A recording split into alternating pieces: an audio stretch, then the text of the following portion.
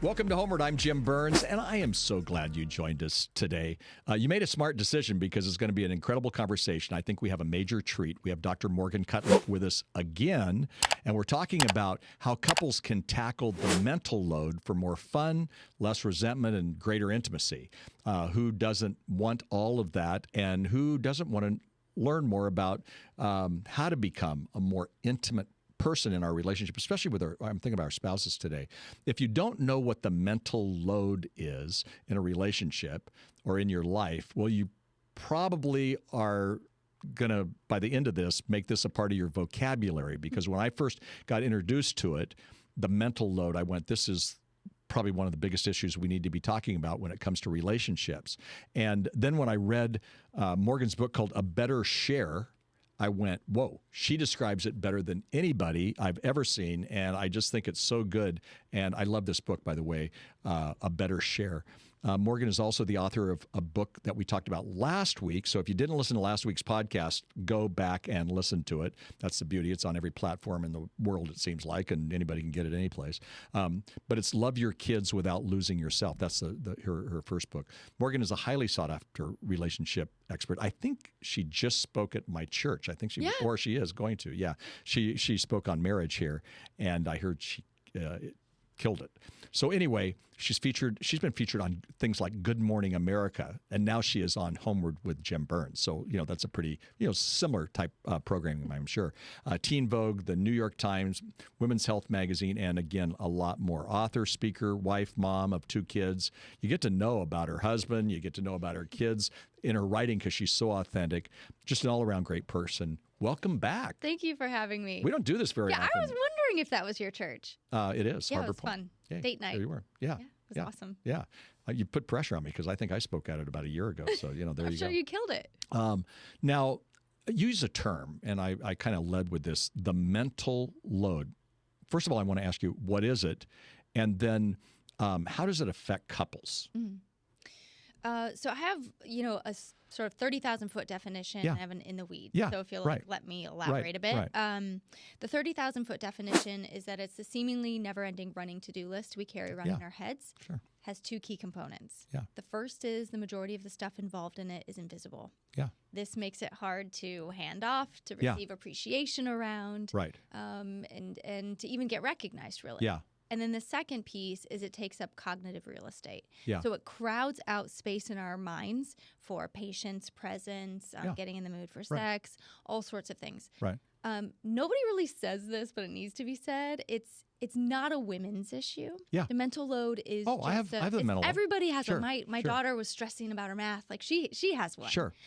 But when it comes to the home and family life, research has shown us time and time again I believe that the majority of tasks are handled of home and family life when it comes to the mental load are handled by women. Right. And this is when it becomes an issue for couples because the women a lot of times will start to feel a disproportionate burden in the family of carrying these things, which develops into a feeling of unfairness, which can develop into resentment. Yeah. And then it starts to get layered. If she comes to her spouse to talk about this, to express her need for more participation around the home, if he's defensive, dismissive, or does what I call hardship Olympics, which is like, well, you look at all that I do, or I'm tired too. Sure. It's like the game nobody wins. No, you're right. Then that layers on this feeling of disconnection, unsafety. I can't come to my spouse; they're not there for me. Right. Which then it becomes a spiral downward. Yeah. Well, sometime I need to meet Chad because again, he sounds like an incredible husband. He's awesome. My husband is so great. And yet he's a guy. He's a man. man. You're taking the lead with a lot of this, with the mental load.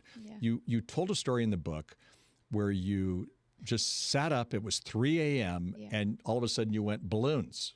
Yeah. Tell that story. Okay, so this was the thing I haven't said about the story. It's the whole balloon story. It's how I opened my book. Is that I actually wrote that part of my book within days of having this argument with my husband, and I remember just have my tail between my legs, can I put this in my book? Right. It's like, oh my gosh. Okay, so it was He doesn't come out all bad, but he comes out. I think in most relationships, he comes out as how a lot of times a dad or a husband. Yeah, it's relatable. Yeah. I mean, it's just I always say my husband's a dude. I didn't marry a therapist. You know, we're dealing with the same stuff. Right. So it was our son, Roy. His name is Roy. It was his, I think it was his 8th birthday. And his birthday falls at a time where we also had like a family vacation and my in-laws were coming. It's Christmas time and there's like 5 other birthdays within a matter of a week on either side. And it's really overwhelming. Sure. And so I remember just like laying in bed. Before he could see my intensity. I think this is something that's kind of a universal experience of when usually the woman is feeling overwhelmed. She's kind of a little scary sometimes. Yeah. And so intense is a nice word. Right, but the reality is a lot of men are afraid of it. But Right, I call it an intensity. I call it go mode. I'm like, I'm in go mode, babe, so get ready for me. Right, love it. And, my husband noticed and he said, what do you seem overwhelmed. What's going on? What do you need? And I said, handle the balloons, start to finish. Yeah. I'm sure you've used this place, but I go, there's a place that delivers. I want primary colors, the number 8. Yeah. And he goes, consider it done. So it was a couple days later. I'm in bed. I wake up at 3 a.m. My mind is racing, all the things I got to do. Eventually, I think I fell asleep for maybe an hour. I go upstairs in the morning. He's working, on the Drinking couch, coffee. Drinking coffee, doing his thing. He's like perched in his spot. And I try to gather myself because I knew I was just coming in hot. Yeah. And I said, hey, I need to talk to you about Roy's party. He goes, let's go. And I said, I'm kind of worried that you actually didn't get the message that you need to handle the balloons. And he goes, just tell me when and where to pick them up. Greatest and line. I just lost it. I did not handle it. Right. I didn't handle it that poorly, but I Right. didn't handle Sure. it at my best. Where I was like, are you kidding me? Yeah. Really? You had to do balloons. You had one thing. Right. And you woke up and I lost sleep because of these balloons. Yeah, and you don't have it. Yeah, right. I just, we got into this argument where I was like, I asked you to take care of it. And he goes, well, I don't know what you want. And, you have such high expectations for birthdays. And I'm like, but I don't care this year. It doesn't matter.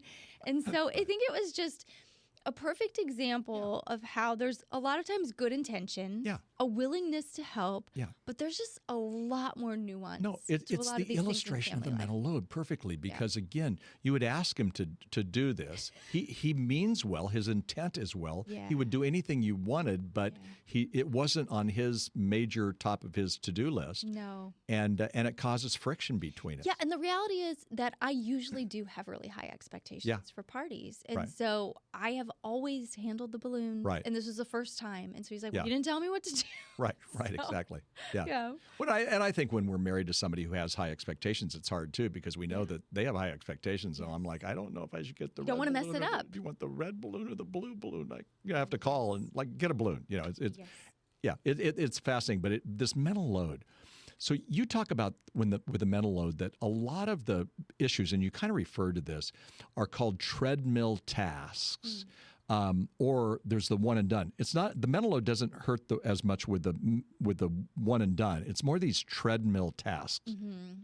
Yeah, so a treadmill task is just a task that never ends, and as soon as you finish it, you have to do it again, like laundry, cooking dinner. Like I think I say in the book, like I don't know when I'll stop cooking dinner the day, when I die. That will be my break from cooking dinner. Right. But I think, so this is my in the weeds definition. I'll run through it really quickly, but I think this is one of the key pieces that a lot of times people have a hard time articulating when they try to explain to their partner and what men have a hard time understanding. But when I talk about the mental load, and I have a diagram in the book, I talk about there being 3 categories of tasks. Very good. Great diagram. The physical, which is what men tend to think the mental load is. I did the dishes, babe. Like, you feeling good? Yeah. It's just doing the things. Right. And that's actually kind of satisfying to do the things. Yeah. The second is the mental. That's the lists, the steps involved. But the third is really the kicker. It's the emotional labor of the home and family. Yeah. And it's a mouthful of a definition, but it's the sort of never-ending cause and effect analyses we're constantly doing to try to maximize positive experiences of the people we love. Yeah. And that's the one that I think really gets women. Yeah. And men don't often understand. They're like, stop worrying. You do too much. Right. But the stakes feel high. It follows you everywhere. And it's hard to hand off if you don't trust your partner to do those analyses in the same way. So you described at least, 70-80% of marriages. Yeah. You just did. Yeah. So what do you do if you're that person carrying the mental load with all of those? And you actually, let's pretend, I'm not talking now about a deadbeat husband. I'm talking about somebody who goes, hey, just tell me where to go get the balloons, and I'm yours. Yes. What do you do? How do you release this? Because it can't be good for your mental health. It's not. And that's a big question, which is like, read the book. Yeah. It's a big question. But trying to think how I want to answer this. In one sense, the men in the relationship, part of releasing it is them stepping into more initiative taking. Right. So like in the balloon example, initiative taking for my husband would have been, hey, I know I'm supposed to handle the balloons. Right. What do I need to know about this? I'm fuzzy on the details instead of just passively waiting back. And I think, a lot of women feel frustrated when their partners might say, just tell me what you need, because it still means that she owns it. You still own it. You yes. still own it. What you have to do as a man is you have to take the ownership away from her, even if she then later goes, I was really hoping for blue balloons and you got pink. But yes. Yeah. Which that might happen. Sure. And that's another conversation. Sure. But, sure. I think for couples, the big picture way of getting to a better place is around the mental load, is getting to a place where you can talk about it. Like it's a natural rhythm. Yeah, it becomes a part of your It's just vocabulary. Your dialogue. It's not personal. Right. And, it's not that somebody's failing. Yeah. It's just, it's not going anywhere. Yeah. Because modern family life is relentless. Yeah. And because the seasons and circumstances of your life will increase the demand and intensity of your mental load. Right. So it's always going to be fluctuating. So you have to be able to come together and talk about it. And so, there's other books on this topic that talk about the logistics. Sure. And I do talk about that. Yeah. But I think the bigger issue I really wanted to tackle was, how do we get to a place where we can talk about this without disintegrating into an argument every time? Right. And it's a learned trait. So it's going to take time and energy. Christy and I, my daughter Christy and I were having this conversation. She knows your work. And she was talking about her husband, Steve, who is a great guy. And she was saying that with her busyness and all this stuff, she goes, maybe you could help me do some shopping. And so he went, great. I'll go. So he goes shopping, and he only brings like treats. He forgets chicken and any kind of meat. He just goes and gets the treats. And then she goes, well, we're going to need some of this. She said, he's so much better now. Well, that's over a long process of him kind of being mentored by his wife. Yes. Here's what we need when we go shopping. And so she doesn't have as many complaints now. She still has this mental load, but because it's being taken care of, so it doesn't happen the first time. It's a process of having to communicate, but it's a learned trait. And I think when we look at it as a learned trait, we can do better with our significant other, our spouse, because we can, it's kind of training. Yes. Well, I call it on-the-job training. Yeah. And, I sort of approach things a little bit differently than other people who talk about this, like on social media or podcasts, because usually it's pretty hostile, actually, toward men. But I think that when we're making these transitions and we're handing some things off, that if you have a particular way of doing things, or, you've got, I joke in the book about packing my son's lunches for preschool, where there was militaristic rules around it. If there's a particular way, then do an on-the-job training. Yeah. And the person receiving the training, they're responsible to remember it and ask their questions then. But really, don't be offended by the need for it. If you've been doing it for 10 years, then it makes sense that you're going to be better at it. Yeah. And so share the wealth of knowledge. Right. And have some patience, too, as they go. You got to step back. My friend Doug Fields and I wrote a book called Getting Ready for Marriage. We've got thousands of people who go through this every year who are engaged. And one of my favorite parts of the book is we talk about roles, and we're trying to take away the role of how probably your parents were raised or my parents were raised, or in some ways how we were raised. Just we got to figure out better roles. So we say, divide up the roles and kind of think through it before you get married. Who's going to do this? Who's going to do the checkbook? When Kathy and I got married, my dad did the checkbook. My mom didn't even know how to write a check, probably. Not that you even know what a checkbook is. I do know what a checkbook is. But when we started doing that, Kathy's mom did it. And so she started, we would have arguments over who's going to handle the finances. Finally, I realized, wait, she does a lot better job, so I'll just let her do that. Yeah. Awesome. Okay. But we had to kind of learn those roles. But the interesting side to it is, in your book, you say that with the mental load, it's never balanced. And the distribution of responsibilities is seldom 50-50. And you got to kind of get acquainted with that. What does that mean to you? What does that mean, that it's seldom balanced in the roles of the household? Yeah, it's never really balanced so it's kind of two different things. So when you're looking to divvy things up differently, I think fairness is your metric. That's your goal. Okay, which is subjective, by the way. Sure. And it's a moving target. Yeah, it is, but it's self-defined. It's self-defined. But that means it has to be fair for you and your spouse. Yeah. Right. You got to sort of have a comparable burden. And part of why it can't be 50-50 is because, for example, my husband travels every week for work. Like how would I ever expect him to do the same amount of this as I do? So we have to figure out what feels good to the both of us. Right. And then fairness is subjective and a moving target. Yeah. And, so when I say you got to regularly talk about this, part of what you're going to be talking about is, hey, how is this feeling good right now? Is this feeling fair? Do we need to make some tweaks? Right. And it's never balanced because life is always changing. Right. The holidays are coming up. It's going to get way more intense. So there's a lot to negotiate, more to talk about. Right. And, the unexpected, wonderful, and tragic things. Mess up our mental life. Yeah, and you're big on having conversations, just having meetings to talk about what this is. Yes. And I think we make a big mistake by not doing that. And part of what we do at HomeWord is we have these refreshing your marriage conferences all over the country. And one of the things we say is have a summit weekly at least to kind of talk about stuff. And I don't like to have a summit with Kathy because I'd rather be doing something else. But the summit helps us kind of get on the same page. Mm-hmm. And sometimes during the summit, we're going to have a disagreement, but you gotta do that. My friend Doug Fields and I, as I said, wrote this book, Getting Ready for Marriage. What advice would you give to somebody who is not married yet when it comes to kind of a better share with the roles? What would you say to them? So I have this concept in the book I talk about called piling on of precedence. Love it. And what that is and how I describe it is in the context of this is how it tends to get really full for women. Right. Which is that early in our relationship, we do things out of love and care for our partner. It feels good to give. I believe that is how God designed us. It's a beautiful thing. Yeah. But what women do is we do the thing. And the first time, this is back in dating. Right. Our, boyfriend at the time would maybe be like, oh, you're the best. What would I do without you? You're amazing. Right. Second time, gee, thanks. Third time, it is now something we permanently own, and it's not even on his radar anymore. So true. It's so true. And we, I say women are the bounty quicker picker-uppers because we're super absorbent. Yeah.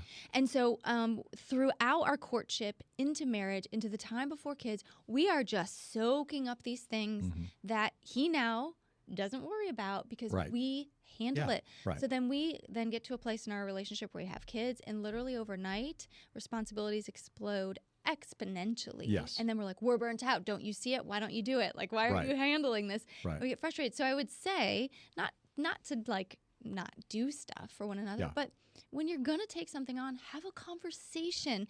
A lot of this stuff with the mental load is invisible, and we're doing it in the dark. Right. So bring it into the light. Talk about it, negotiate it. Who's going to own this? Yeah. Am I the one who's going to RSVP and buy all the gifts for the families? Yeah. Who's doing really this good stuff? No, it's that's a great thing. Listen, we're going to take a quick break. We'll be right back. All things Dr. Morgan Cutlip are on our podcast notes. And don't forget to get a copy of her brand new book. It's came out in April. It's called A Better Share, How Couples Can Tackle the Mental Load, which we've been talking about, for more fun, less resentment, and great sex. There it is. Okay. And it's a great book. I read it this week. Highly recommend it. When we come back, I want to ask Morgan about the topic, what does a woman need and what does a woman want? What does a man need and want? I think it's a really insightful thing that she's talking about here. Sometimes we don't understand what our wives want if we're men or what our husbands want. Well, most of the women know what a husband wants. It's pretty simple. And we'll talk about that too. We'll be right back. Don't go away. We're here tonight at the Lion Air Museum in Orange County. And the reason I'm so excited about this venue, besides the fact that it's beautiful, it represents why we're here tonight. Just like this place has the Great Plains, but that airport has the latest. We've got 40 years of tried and true biblical foundational equipment and resources to help families, pointing us towards the future. So super excited about HomeWord, what God's going to do. So stay tuned as we honor 40 years, but look forward to the future of what's coming.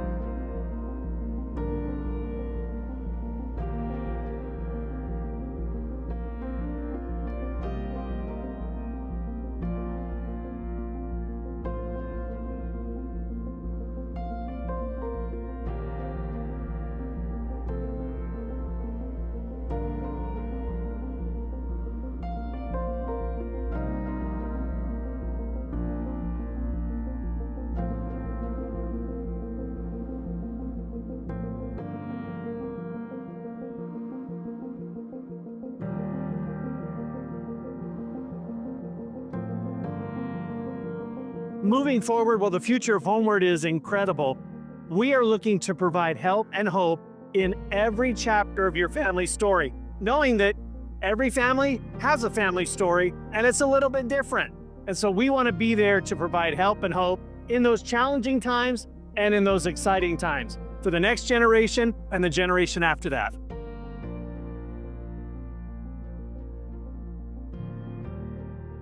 Welcome back. I just want to get into this. So, Morgan, you say that women want three primary things in a relationship. Obviously, there's others, but these are the three that you talk about: pursuit, appreciation, and reliability. Speak to those. Yeah, so pursuit is the need for women to feel like their significant other, their spouse, desires time with them, to know them, conversation with them. I believe, in courtship, usually the men are like really working to earn her love and all the things. But then after we get into a committed relationship, it's almost like priority shift. Yeah. And there's not a lot of priority on pursuit anymore. Right. And I talk to women all the time and they're like, can you help me articulate? I'm missing something. I'm like, you want to be pursued. You want romance. You want to feel like he's into you. He loves you. He likes to be with you. Yeah. So that's a big one. Appreciation. I collected data for my book. I surveyed over 535 women. Yeah, it was interesting. I interviewed men and women. And when I asked women, what do you want most around the mental load? But I believe this is a bigger need. It was number one, more initiative taking, which we can talk about later. And the second was more appreciation. Yeah. If you realize it's not 50-50 share, and appreciation is really important because I believe a lot of women get a lot of joy out of caring for their relationships. Right. But when they feel taken for granted, when they feel like it's not valued, it's not even really visible, that's when we start to develop resentment. Sure. And you use the word resentment even in the subtitle of your book. But we do develop resentment and bitterness. And once we have resentment and bitterness, some anger, it becomes deadness in a relationship if we don't. It builds momentum. Exactly. Yeah, it's a really negative way to do what I call the conflict dance. So appreciation is true, but also reliability. Talk more about that. Reliability is having a partner who is predictable.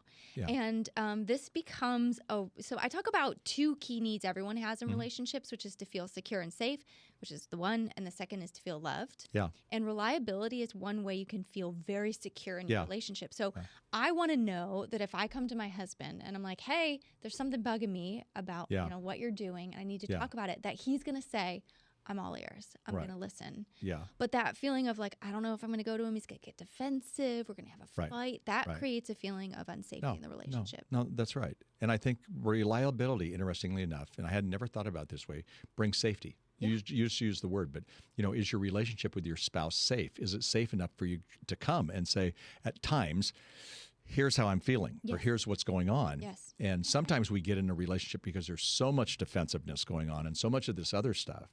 It's amazing, though, that if you did PAR, that oftentimes works like crazy.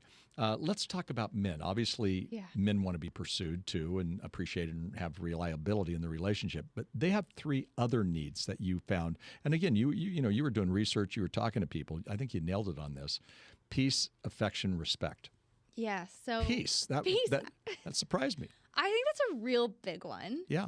And I think it's the reason why I wanted this information in my book is because there's such commonality when you talk to men and women around the things they complain about, the things that they're hurt by, the things they're frustrated by. And I think if we can kind of categorize those, we start to understand that it's not really probably personal. Right. It's not that your partner doesn't care about you. Right. There's like differences here. Yeah. And so we got to understand them so we can figure out how to navigate them better. So peace, I think a lot of men, they just want, they want low emotion. Yeah. They want to be easy breezy. Yeah. I hear from a lot of women that, if I'm calm, everything's fine. But if I am stressed out, the wheels fall off. He can't handle me being stressed out. Right. Because he wants peace. Right. And, and there's lots of reasons for this, but I think that feels safe to a lot of men. Sure it does. The intensity of women's emotions sometimes can feel very, I say scary, to men. Yeah, sure. And also when things are peaceful,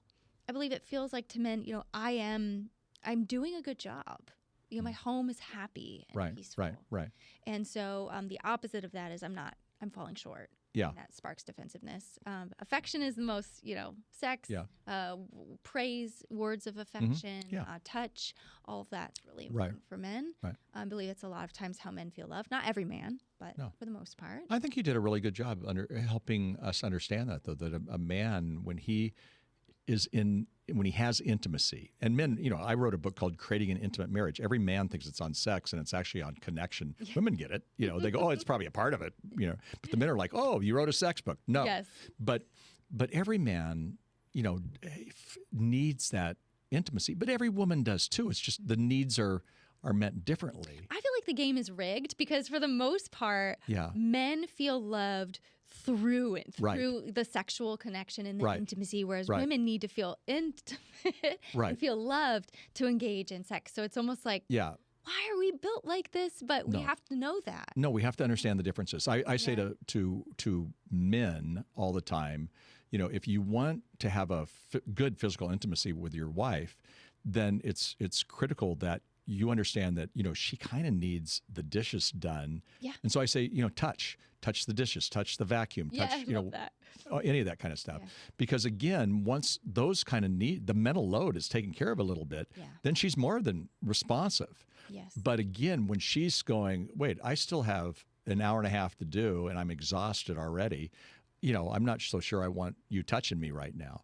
So sometimes we have to come in and if it's affection is our need as a man, but it's also, we've got to make sure that she's in a place where she can even begin to offer it, and we've got to be aware of that mental load. For women to get turned on, their brains have to be turned off. Yeah, right, exactly. Respect.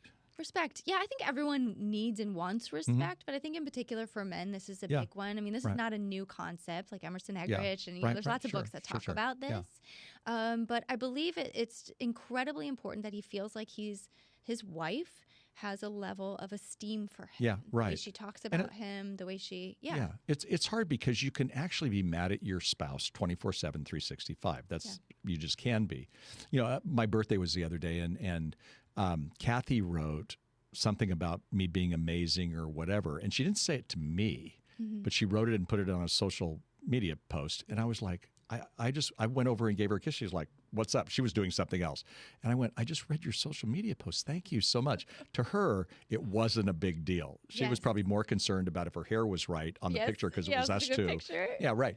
But for me, it was great because, I felt that respect. The Bible actually talks about it in Ephesians where it says a woman needs to feel love, a man needs to feel respect. Yes. Obviously, we need both. Yeah. But I appreciated you bringing that up because I think that's very, very true. We don't have a whole lot of time left, but you also talk about the need for fun. I mentioned it in the previous podcast, but how do couples bring back fun to their relationship when they're under this heavy load of managing everything? I mean, it takes a little bit of willpower, to set some things aside. But at the same time, I mean, fun makes everything better and easier. It shifts the tone in your relationship really quickly. Right. It creates a sense of like we're in something together. Right. The work can become fun and you can gamify things. Right.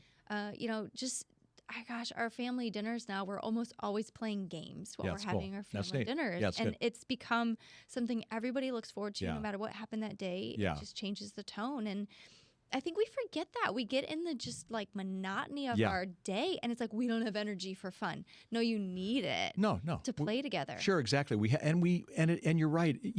One person can set the tone in a relationship. One person can set the tone and atmosphere in a family. Now, again, chaos. You have kids. There's going to be chaos. You are married. A sinner marries another sinner, and you have sinnerlings.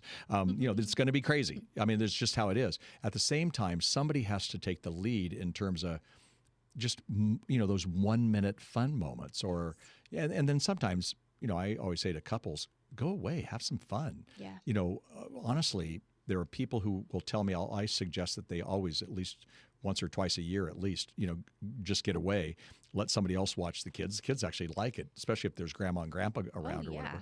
But, to get away, it's the long walks. It's the longer romance. It's the taking a breath. It's taking a nap together. It's, doing whatever you do that's fun. Yes. But to do that restores a broken relationship. Oh, yeah. And it helps you as I'm just like reflecting on the times as a mother that I feel like the best mom ever. And it's when I'm just escaping the burdens of my task and I'm just fully in the fun. And it helps you escape the heaviness of day-to-day life. You have to do that. No, it's so good. It's so good. I did that with my daughters. All growing up, we did a weekly date. I would do a weekly date with Kathy, but I also did a weekly date with them. And mainly ours was around food because I could say to the girls, what do you want to do? And it would be, of course, I want treats. to go around food. Becca and I were talking the other day about the fact that she at one time went through a Target stage. So we'd go to Target because she wanted to eat corn dogs. And I hated that stage because it's like, okay, I'm okay with a corn dog. But I was thinking, I will pay for a little bit. Let's go to tacos. Let's go to pizza, anything. But she wanted to go to Target, so we would go to Target. I think it was because she thought she could sneak into the toy section and get something out of me too. But I want to encourage you to make sure that you have some fun as well. Morgan, time has gone by so fast. Thank you. The book is called A Better Share, How Couples Can Tackle the Mental Load for More Fun, Less Resentment, and Great Sex. And by the way, I read the book this week, and I love this book. It's going to, honestly, what I feel she does is she takes messages and she turns it into a way, she knows you. She knows your mind. She knows your thoughts. And she just turns it into something that's so practical and helpful and so authentic. So again, kudos to her on this book. Go get the book. All in our podcast notes, A Better Share, How Couples Can Tackle the Mental Load with More Fun, Less Resentment, and Great Sex. Get all that information there. Thank you. Thank you so much. Me. Great to be with you. And as you know, I get the amazing opportunity to have conversations with wonderful parenting and marriage experts, some of the greatest in the world. And I honestly think you got to add her to your list. Get to know her, get to know what's going on. She's fresh with new and important ideas, and she gets you. So I'm pushing her like crazy. I hope you get behind her. That's a wrap for today. Morgan is headed out to probably pick up her kids, and I'm headed to pick up Kathy, and we're going to Maui, and then I'm going to teach in Kauai. So I know all of you feel really sorry for me about having to work in Hawaii. I'm looking at Elisha just going, oh, I hate Jim right now. So anyway, until next time, I'm Jim Burns. Aloha.